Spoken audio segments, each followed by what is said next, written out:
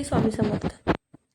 परमपुरुष श्री स्वामी समर्थ महाराज हे या कलियुगाचे स्वामी, रक्षक आणि रक्षक भगवान दत्तात्रय यांचे तेजस्वी तेज आहेत, जे अनंत ब्रह्मांडाचे सगुण निर्गुण स्वरूप आहेत.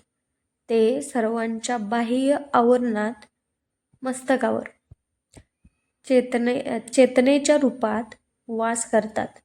सर्व प्राण्यांच्या अणु आणि रेणूंमध्ये व्यापलेले आहेत. इसवी सन पूर्व 1149 पासून श्री स्वामी महाराजांनी लोकांच्या कल्याणासाठी जगभर प्रवास केला आहे. 1856 मध्ये ते अक्कलकोटला परतले.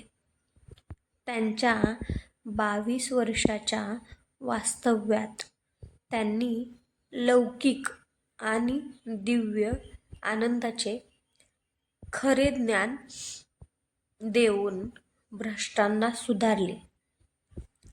श्री स्वामी समर्थ. श्री स्वामी महाराजांनी धर्म आणि अध्यात्माच्या शुद्ध आणि पूर्ण स्वरूपाची ओळख करून देऊन भारतीय संस्कृतीचे पुनरुज्जीवन केले.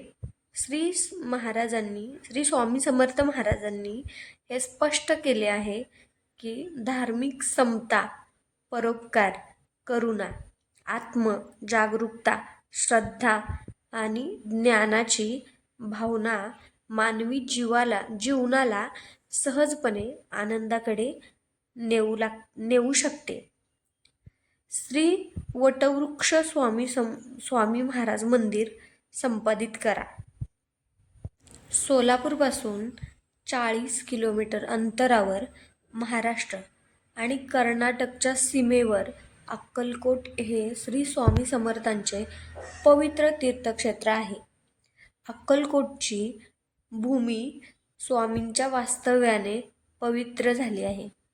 सोलापूरहून अक्कलकोटला आलेले स्वामी त्यांच्या मृत्यूपर्यंत तिथेच राहिले. 22 वर्ष स्वामींनी वडाच्या झाडाच्या सावलीत वास्तव्य केले. आज त्या पवित्र स्थळी श्री वटवृक्ष स्वामी महाराज मंदिर आहे. पवित्र वडाच्या झाडाखाली श्रींची निर्गुण पादुका, शिवलिंग, श्री स्वामींची संगमवारी मंगलमूर्ती आणि स्वामींच्या मूर्तींनी या मंदिर परिसरात स्वामींच्या उपस्थितीचे दर्शन घडवले आहे. श्री वटवृक्ष स्वामी समर्थ महाराज मंदिरात सकाळी 5 वाजता काकड आरती केली जाते.